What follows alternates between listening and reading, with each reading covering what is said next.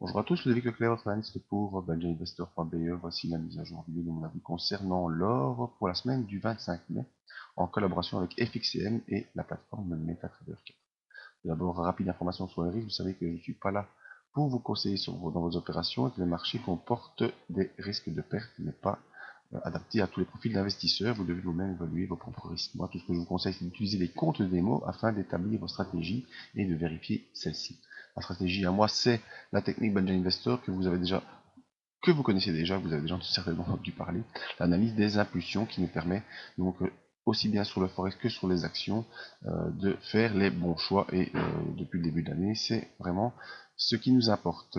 Technique que je peux également bien sûr vous enseigner.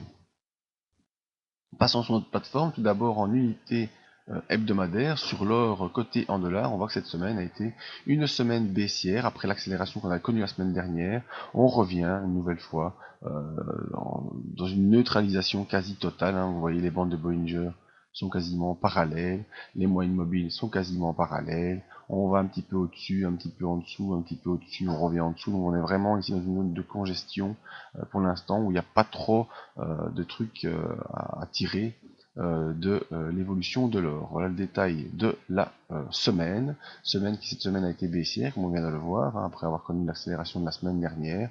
On revient dans une zone ici, vous voyez, on peut se mettre des repères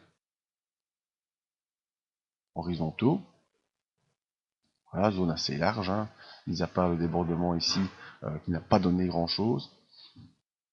On revient dans cette zone compris entre 2017-2018 et 2176. Pour arrondir, on est entre 1220 et 1180. Pas vraiment de grosse impulsion pour l'instant. L'accélération qu'on a connue la semaine dernière est en train de s'annuler tout doucement. On est coincé ici entre M7 et M20, donc pas vraiment de grosse tendance à suivre pour l'instant. Le MACD qui est au-dessus de 0 est en train de passer sous son signal, donc une neutralisation de la tendance haussière. Et le RSI termine la semaine vraiment entre 60 et 40, donc neutralisation également.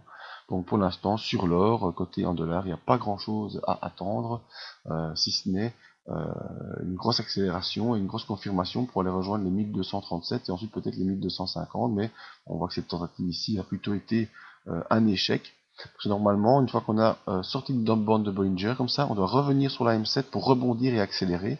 Et ici, on voit qu'on est non seulement revenu sur la M7, mais qu'on l'a enfoncé. Donc ça, c'est vraiment une neutralisation de la tendance haussière.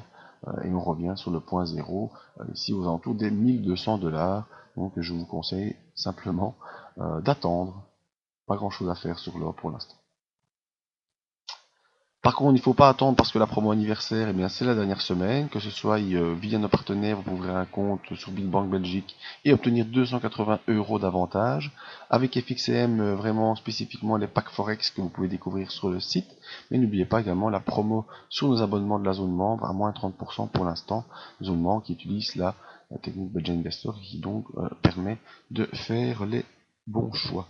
À ne pas oublier, le plus essentiel est de venir sur le site pour venir vous inscrire à la mailing list afin de recevoir toutes les promos et les avantages et les différentes news sur votre boîte mail. Voilà, je vous donne rendez-vous dans la semaine si ça vous intéresse pour une session live du Forex. Vous serez averti via mail si vous êtes inscrit à la mailing list.